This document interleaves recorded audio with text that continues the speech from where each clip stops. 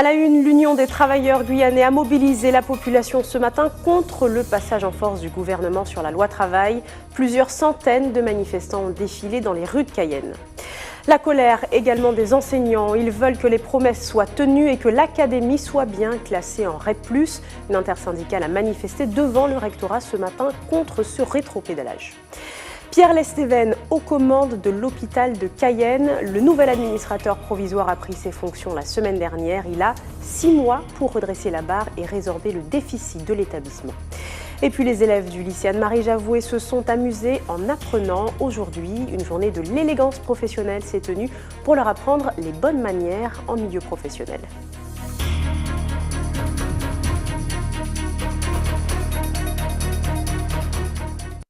Mesdames et messieurs, bonsoir, bienvenue dans votre journal. On démarre ce soir bien sûr avec la mobilisation de l'Union des travailleurs guyanais contre le passage en force du gouvernement sur la loi travail. Mais d'autres revendications s'ajoutent à la grogne, ils l'ont fait savoir. Plusieurs centaines de personnes ont défilé dans Cayenne ce matin, depuis le siège du syndicat jusqu'à celui de la direction du travail et de l'emploi. Reportage. 9h du matin, les militants de l'UTG quittent le siège du syndicat. Près de 400 manifestants se dirigent vers l'avenue de la Liberté. Leur mot d'ordre, non à la loi travail. C'est une loi qui est contre les travailleurs, c'est une loi pour les grosses entreprises, pour les patrons, donc on ne peut pas accepter cela. Loi travail égale régression sociale ou encore organisons-nous contre la précarité. Les militants n'en démordent pas. La loi El Khomri, du nom de la ministre du Travail, a été proposée en Conseil des ministres le 24 mars dernier. Ce projet de loi permet notamment aux entreprises d'augmenter la charge de travail de leurs salariés en fonction de leur nouveau marché et de licencier ceux qui refusent de se plier à ces changements. Selon les manifestants, l'application de la loi El Khomri en Guyane aura des conséquences désastreuses. On a déjà un niveau de chômage d'à peu près 40% de notre jeunesse. Vous vous rendez bien compte que cette loi-là ne va créer aucun emploi, bien au contraire. On va asservir les gens, on va faire du chantage avec eux pour faire plus, et on va embaucher personne. On arrête de raconter des histoires, ce n'est pas vrai, d'accord? C'est un mensonge au plus haut sommet de l'État, je dirais, parce qu'on a bien vu comment ils l'ont fait passer en première lecture. Donc nous, aujourd'hui en Guyane, par rapport à notre réalité, cette loi-là, c'est une ignominie, d'accord? Il faut l'enlever, point barre, rien d'autre. Aux alentours de midi, le cortège arrive enfin à destination. La bannière du mouvement est dressée à l'entrée de la direction du travail. Cette action est avant tout symbolique. Il y a trop de salariés qui voient des difficultés, on licencie, on malmène, on harcèle. Ils ne bougent pas le petit doigt à leur intérieur. Et c'est la direction effective, je dirais, de la DIEC que nous visons par rapport à cela. Maintenant, on dit stop. Donc c'est symbolique. Non seulement cette loi-là n'en est pas question, mais déjà aujourd'hui, dans notre réalité par rapport au Code du travail aujourd'hui, on n'est pas respecté. Donc on dit stop, ça suffit. Pendant des années, nous avons dénoncé un certain nombre d'attitudes vis-à-vis des patrons. Et la DIEC, à ce moment-là, n'a pas assumé et n'a pas réalisé son travail. N'assume pas son travail. Le 10 mai dernier, le Premier ministre Manuel Valls a eu recours à la procédure de l'article 49.3 de la Constitution. Elle a permis de faire adopter le projet de loi en première lecture sans le vote des députés. La motion de censure, alors déposée 2 jours plus tard par les membres de l'opposition, a été rejetée. Et notez que dans les conséquences de ce mouvement, il n'y a pas eu de cantine à Cayenne et les écoliers n'ont pas non plus eu d'activité périscolaire aujourd'hui. Autre mouvement social aujourd'hui, celui des enseignants. Ils étaient plus d'une centaine rassemblés sur le parvis du rectorat des Taux ce matin pour faire entendre leur colère. Le passage de tous les collèges guyanais en REP+, a bien été annoncé par l'ancien recteur. Il a même été acté par une circulaire officielle de l'Académie en mars dernier. L'actuel recteur de l'Académie, Youssoufi Touré, reconnaît un cafouillage et assure que les moyens seront maintenus, mais les syndicats ne comptent pas laisser passer ce rétropédalage. On les écoute. L'ancien recteur, la ministre et toute l'organisation du rectorat avaient annoncé en grande pompe il y a environ 1 an le classement intégral de l'académie en REP+, -1 établissement. Le temps a passé et nous nous retrouvons là maintenant devant le rectorat parce que la parole qui a été donnée à tous les enseignants, à toutes les enfants de Guyane, à tous les parents de Guyane, a été retirée. Et ça s'est fait de manière en catimini. La promesse de classer l'académie en REP+, était le signal fort du gouvernement de la prise en compte des difficultés réelles de l'académie en matière d'éducation. Donc L'une des solutions qui avait été proposée était le classement en éducation prioritaire et plus. Et ça nous semblait aller de soi, et ça nous semblait être le début d'une politique de bon sens. Pour moi, comme beaucoup d'enseignants, c'était l'espérance d'avoir plus de moyens. L'Académie de Guyane a un retard structurel par rapport aux académies métropolitaines, mais aussi des autres DOM. Et donc nous espérions à récupérer une partie de ce retard grâce au classement en REP+, de toute l'académie, puisque ça impliquait des moyens supplémentaires en personnel et essentiellement. Mais voilà, ces moyens devaient être mis et doivent être mis à la disposition des professeurs, des enseignants de Guyane, du rectorat dans son ensemble et surtout de la jeunesse de Guyane. Et notez que les parlementaires de Guyane, mais aussi l'association des maires se mobilisent également sur ce dossier. Ils ont adressé aujourd'hui des courriers au gouvernement contre ce revirement qu'ils jugent injustifiable et inacceptable. Ils réclament des explications de la part de la ministre de l'Éducation. Ce drame, à présent, une grand-mère a tué un nourrisson d'à peine 6 mois. Les faits se sont déroulés à Mana hier. La jeune mamie a volontairement piétiné sa petite fille. Elle a été placée en garde à vue. On écoute les précisions du procureur de la République au micro de Caroline Alcide. Nous avons en garde à vue donc à la brigade de gendarmerie de Mana une grand-mère qui est une jeune grand-mère donc née en 1975 qui, possédée par les esprits, a-t-elle dit, a piétiné sa petite fille née en décembre 2015, donc une petite fille d'environ 6 mois. Elle l'a gardée toute la journée d'hier auprès d'elle. On ne sait pas exactement quand les faits ont eu lieu, si ça a eu lieu le matin, à quel moment de la journée exactement. Elle l'a gardée auprès d'elle en priant pour que l'enfant revienne à la vie. Et c'est dans la soirée que des voisins venant la voir se sont aperçus donc, de ce qui venait de se passer et ont prévenu les gendarmes. Voilà. Donc là, pour l'instant, on ne sait pas si ça restera une affaire pleinement judiciaire, puisque la grande préoccupation qu'on a tous, c'est de savoir quel était son état psychiatrique. Donc il va être ordonné une enquête, une expertise psychiatrique pour savoir si elle peut être considérée comme ou non responsable au moment des faits qui lui sont reprochés. Voilà. C'est-à-dire si elle est responsable, nous demanderons sans doute un mandat de dépôt à son encontre. Si elle était irresponsable, elle sera probablement hospitalisée. Le centre hospitalier change de main. Il a présenté son nouvel administrateur aux médias ce matin. Pierre Lesteven a été nommé par la ministre de la Santé et a pris ses fonctions le 11 mai dernier. Un contrat de 6 mois renouvelable qui promet d'être intense. Le nouveau directeur va devoir redresser la barre du centre hospitalier André Rosemont, dont le déficit s'élève à plus de 8 millions d'euros. Mia Pierre. Depuis le 11 mai dernier, Pierre Lesteven officie en tant qu'administrateur provisoire au centre hospitalier André Rosemont. Sa mission, remettre l'hôpital sur pied. Il a 6 mois pour redéfinir une stratégie et donner un nouveau cap à l'hôpital. Dans un premier temps, il va s'occuper des affaires urgentes comme régler les fournisseurs, une dette qui tourne autour de 10 millions d'euros. On doit beaucoup d'argent à nos fournisseurs et on est bien conscient que ça doit être lourd pour eux. Donc la première mission qu'on se fixe, c'est de soulager cette contrainte avec l'aide du ministère. Le ministère a pour l'instant débloqué 4 millions d'euros en nous demandant de faire un état des lieux plus précis. Nous avons commencé cet état des lieux, nous allons demander plus, vu la situation de l'établissement, de manière déjà à pouvoir retrouver une relation normale avec nos fournisseurs, ce qui permettra aussi aux équipes d'être approvisionnées pour travailler. Dans un second temps, il souhaite restructurer les services, traiter les locaux insalubres, améliorer l'offre médicale et revoir le management. Mettre à niveau certains locaux qui sont difficiles à la fois pour les patients et pour les personnels. Je pense au service de chirurgie et de médecine. Et après, il faut qu'on se mette tous au travail rapidement parce qu'il y en a une contrainte de temps. On pense qu'on peut améliorer la situation. Alors, il faut qu'on se réorganise en interne, il faut réorganiser en interne il y a quelques soucis quand même pour piloter l'hôpital. Il n'y a pas de baguette magique. Il faut que chacun se mette au travail. Donc on organise les choses, les circonstances pour qu'on puisse travailler et revenir dans des modes de fonctionnement normaux dès la rentrée. Le plan doit être finalisé dans les grandes lignes d'ici septembre.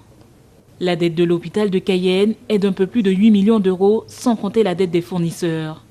Une urgence financière, une situation qui s'aggrave tous les mois, mais l'administrateur reste confiant. Ils sont les premiers à arriver sur les lieux, les premiers à pouvoir vous sauver la vie. Les ambulanciers ont pourtant de plus en plus de mal à remplir leur mission. Il faut dire que sur les routes, les automobilistes ne leur facilitent pas la tâche. Entre incivilité et refus de passage, plus facile de se frayer un chemin rapide vers les victimes ou les patients. Mais les ambulanciers sont-ils réellement prioritaires? Dans quelles conditions? Élément de réponse avec en Martinique, Guillaume Bacoul.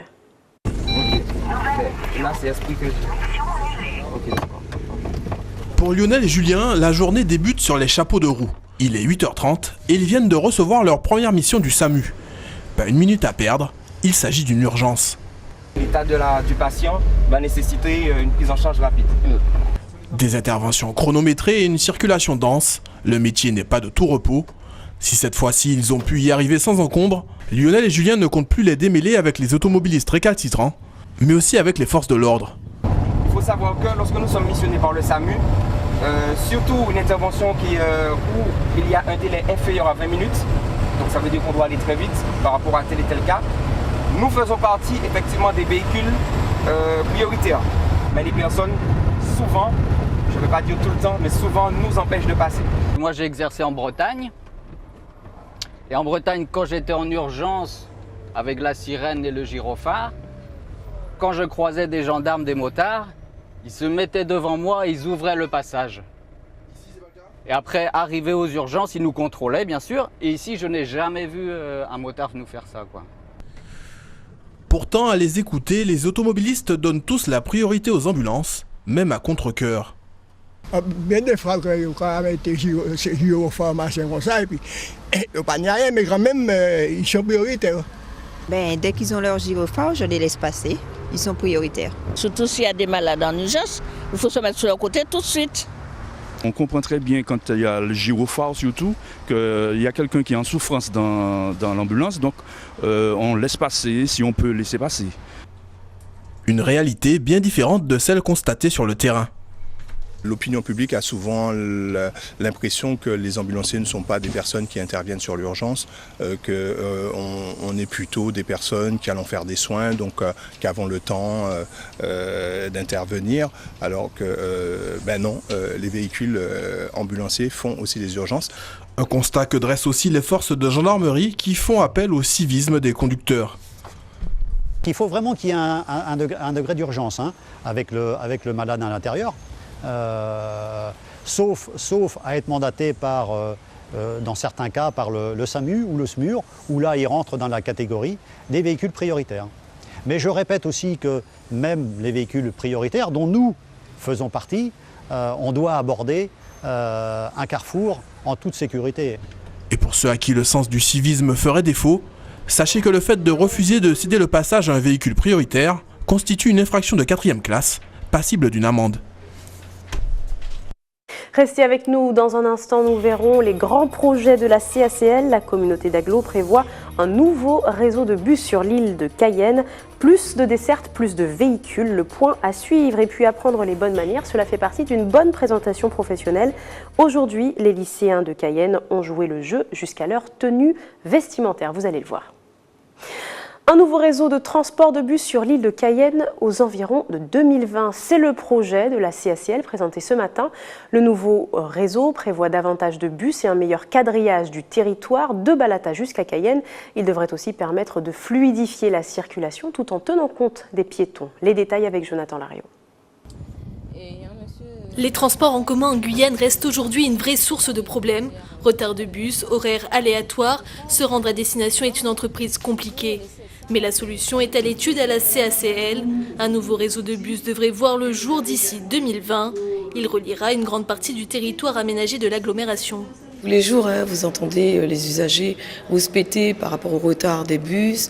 Donc aujourd'hui, la CACL va proposer un mode de transport où tout le monde arrivera à l'heure. Donc ce sera un transport en commun sur site propre, ça veut dire comme dans toutes les grandes agglomérations, avec des couloirs de bus, des couloirs de bus qui permettront donc d'arriver à l'heure, de ne pas subir toutes ces contraintes que les usagers connaissent aujourd'hui. Avec l'ambition de pouvoir transporter jusqu'à plus de 16 000 passagers par jour, le projet est aujourd'hui en phase d'étude. Un projet qui vaut 125 millions, donc nous avons déjà obtenu 20 millions par rapport à un appel à projet auquel l'AGLO a répondu. Donc le ministère de l'écologie nous a octroyé cette subvention. Nous disposerons d'un montant de 50 millions au niveau des fonds européens. Et puis maintenant, à charge pour nous de compléter le plan de financement pour pouvoir faire commencer les travaux en 2019 et puis espérer une mise en route 2020-2021. 4 ans pour révolutionner le fonctionnement des transports en commun en Guyane. 4 ans à attendre pour pouvoir prendre le bus et arriver à l'heure. Mieux cerner les papillons cendres pour améliorer la lutte. C'est l'objectif que plusieurs spécialistes sont fixés ce matin à l'occasion d'un séminaire organisé par le Parc naturel régional. Il a été notamment question de l'état d'avancement sur les recherches. On écoute justement le directeur de l'établissement. Un atelier de travail entre scientifiques, mais ouvert aux différents partenaires qui sont intéressés par la thématique de la papillonite. En Guyane, les communes d'Irakubo, de Sinamari notamment, sont périodiquement concernées par ces phénomènes de pullulation. On sait que ça vient d'un papillon qu'on appelle l'Ilesia metabus, c'est le nom latin, et qui appartient à un complexe d'espèces, de plus de 100 espèces d'Ilesia. Et donc, ce papillon spécifiquement, on essaye de comprendre comment il se déplace, comment il se reproduit et comment finalement la population à un moment donné explose.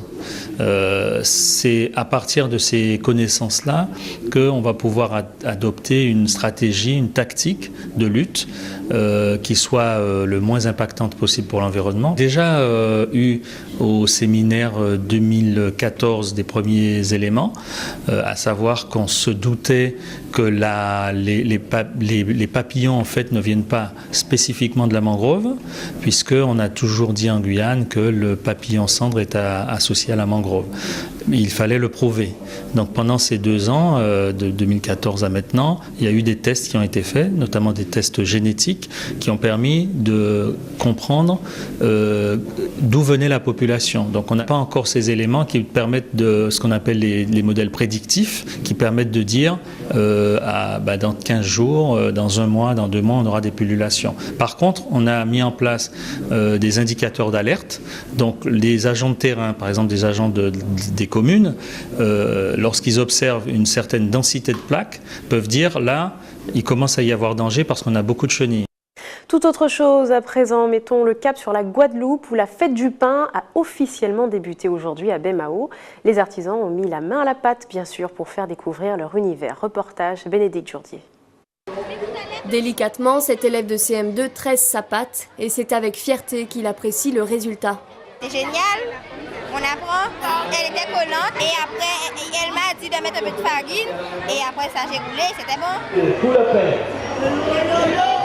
Cette classe de l'école Louis-André à Baie-Mahault découvre la fabrication du pain avec Jacques Zozo, artisan boulanger de père en fils et grand passionné depuis 32 ans. Le pain fait partie de leur quotidien. Donc comprendre ce quotidien, comment il est fait, comment il est fabriqué. Et aujourd'hui, nous les artisans boulangers, on se forme pour donner le meilleur sur notre territoire de la Guadeloupe. Deuxième chose, essayer de susciter des vocations. C'est un métier noble, c'est quelque chose de fabuleux. On travaille une matière vivante, c'est toute une alchimie. Transmettre ça et espérer que parmi les jeunes, il y en aurait qui viendraient dans ce métier, non par dépit, mais par véritable vocation, qui le souhaitent vraiment. Mettre la main à la pâte est toujours agréable. La démonstration a séduit les jeunes. Certains se voient déjà au fournil. Peut-être un jour, on pourrait devenir boulanger. Vous mangez du pain? Il nous a paru important de ramener les enfants sur cette manifestation, car pour nous, c'est un moyen de les informer sur la fabrication du pain et la diversité des pains qu'ils peuvent rencontrer en boulangerie et quelle est la nécessité de manger du pain, pourquoi en manger et surtout la fabrication parce que bien souvent ils ne savent pas en fin de compte comment est fabriqué ce pain qu'ils mangent quotidiennement. Le pain, produit du quotidien, qui a été bien apprécié à 10h30. Retour à Cayenne à présent, la cour de récréation avait des allures de défilé de mode au lycée Anne-Marie Javoué. Aujourd'hui, plus d'une centaine de lycéens ont troqué leur uniforme jean t-shirt blanc pour des tenues d'affaires dans le cadre de la première journée de l'élégance professionnelle. Enseignants et employeurs les préparaient en fait au monde du travail à travers divers ateliers. Ils en ont profité pour leur rappeler que les bonnes manières sont tout aussi importantes qu'une personnalité bien affirmée. Xavier Paul Lepelletier. Avoir un polo mais sans manches longues, les ongles vernis mais sans bling bling, autant d'éléments et de critères que ce matin les élèves du lycée Javoué doivent intégrer pour espérer décrocher la palme de l'élégance professionnelle. Si les élèves sont ravis de ne pas avoir cours et se prêtent volontiers au jeu du défilé, l'intérêt dans le cadre de leur apprentissage professionnel est très concret. Vu que les élèves justement ont dû mettre leur tenue professionnelle, ils ont été notés par leurs professeurs. Une note justement où il y avait différents critères. On ne doit pas mettre un vêtement qui ne nous va pas vraiment. Il faut choisir vraiment des vêtements qui nous ressemblent, qui ressemblent à notre personnalité. Il y avait une professionnelle esthéticienne qui était là avec nous pour nous montrer comment il faut faire, comment se maquiller, comment se mettre en valeur. Et il y avait aussi une styliste. Je me suis maquillée aussi, un petit peu, très légèrement. Il ne faut pas que ça soit trop exagéré. Il faut que ça soit discret et calme, pas foncé, pas tout gothique.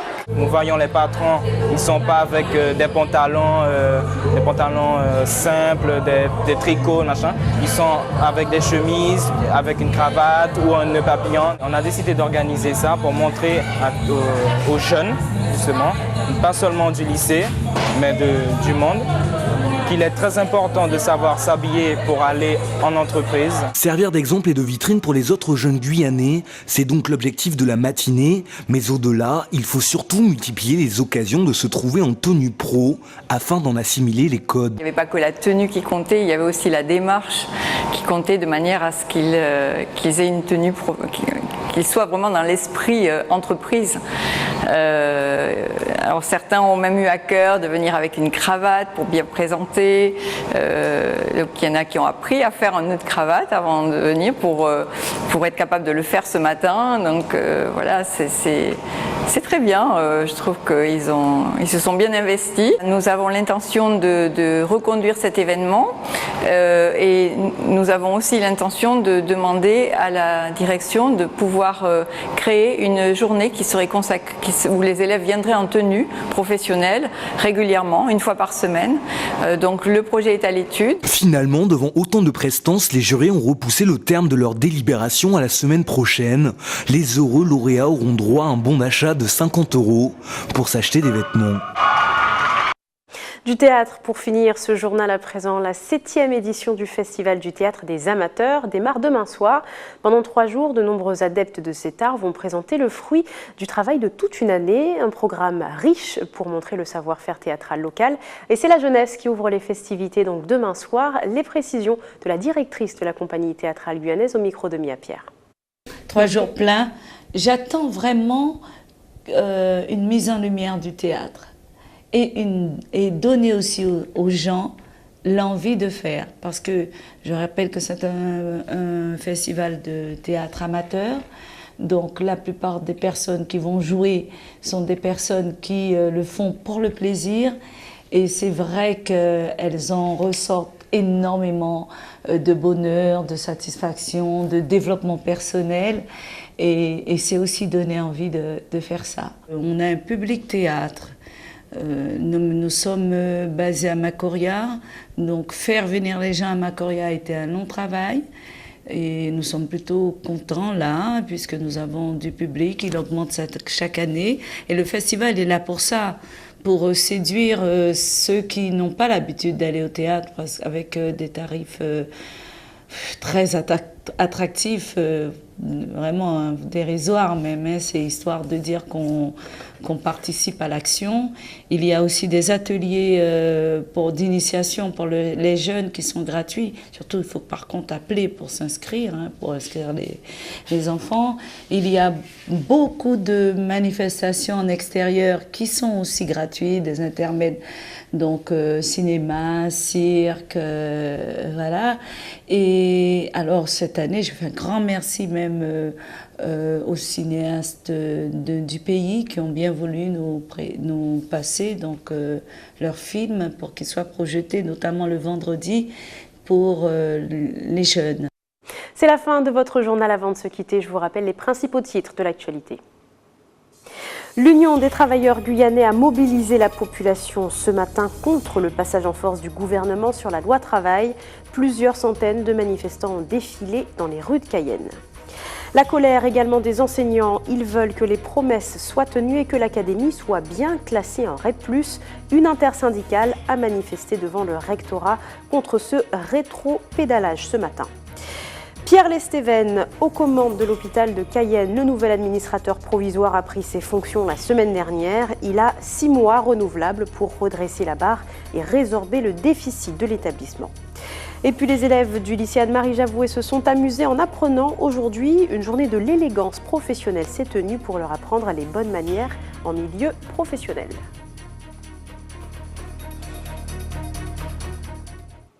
Dans un instant, l'info continue avec nos confrères de BFM TV pour l'actualité nationale et internationale.